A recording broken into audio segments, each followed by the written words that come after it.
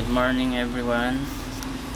Ngayon po, tuturuan ko kayong gumamit ng Teamviewer. Ito ay isang remote access control. Control niya yung desktop kung nasaan yung client nyo, kung sa ibang lugar man. Simulan na natin.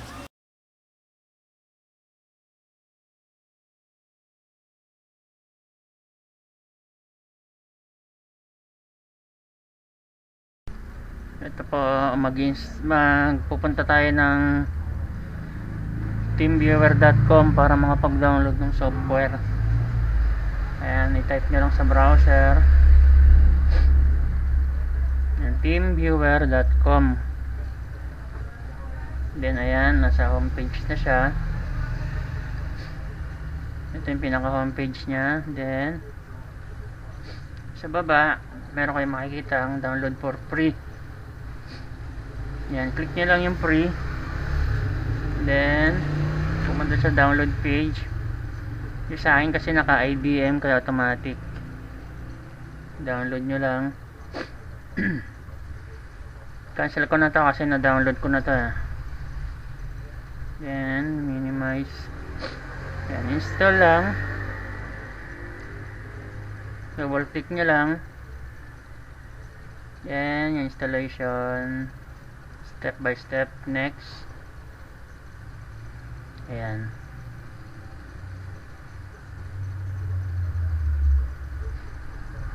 Pag natapos yan, lalabas na yung mismong software. Ayan. After ng installation, na-install ko na to, kaya i-cancel ko na lang siguro to. Pinakita ko lang kanina yung mismong process. Ayan, cancel ko na kasi na-install ko na to Maya papakita ko sa inyo yung actual na pag-connect. Ayan. Buksan natin yung Teamviewer para makita nyo yung homepage ng software. Ayan. May ID, password, partner ID, yung i-remote nyo. Ayan. Diyan i-input yung ID ng yung i-remote. Mamaya installan ko yung netbook. Ilalagay ko dyan yung ID nya. Ayan, ganyan lang. Then close ko na to. Ituturo ko sa inyo mamaya yung pag-install.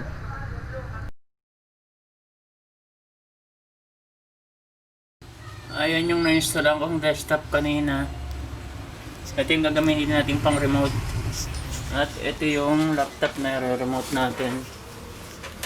Install lang din natin dito yung Teamviewer. And default installation lang. Then lalabas yung installation. Ito yung i-remote natin, yung netbook. Nagamitin natin pang remote itong desktop. Installing. Dapat parehong may Teamviewer yung dalawa. Kahit nasa malayo, makokontrol niya. Basta alam niya yung ID at password.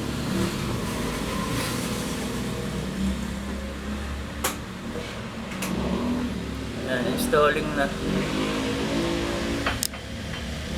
Ito ang menu niya. Piliin nyo lang yung no, I only need Teamviewer for personal use. Yan, yung nasa gitna. Personal use lang. Yan, finish.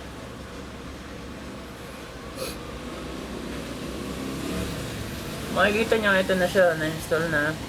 Click nyo lang. Yan yung ID. Lalabas din dyan, magkaiba silang ID.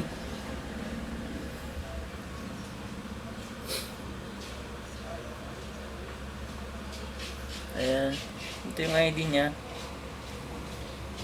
420 753. Dito sa remote 416 450. Ayan. I-control na natin siya. Pakikita ko sa inyo kung paano. Input nyo lang yung ID niya. 420 711 420 753, and then yung password QEQ 698. Ayan. Install ko lang dito yung password. 711 420 753. Then remote control lang. Connect.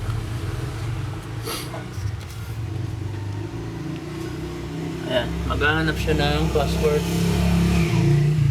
Input natin yung password niya.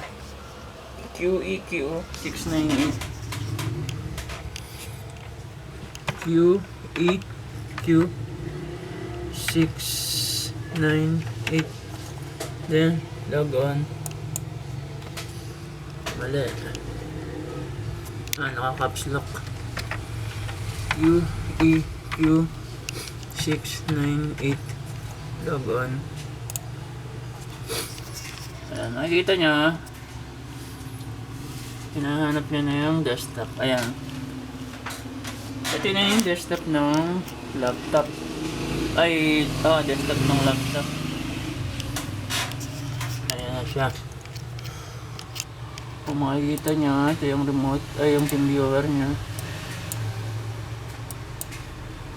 Pakita ko sa inyo. Pagtabihin ko.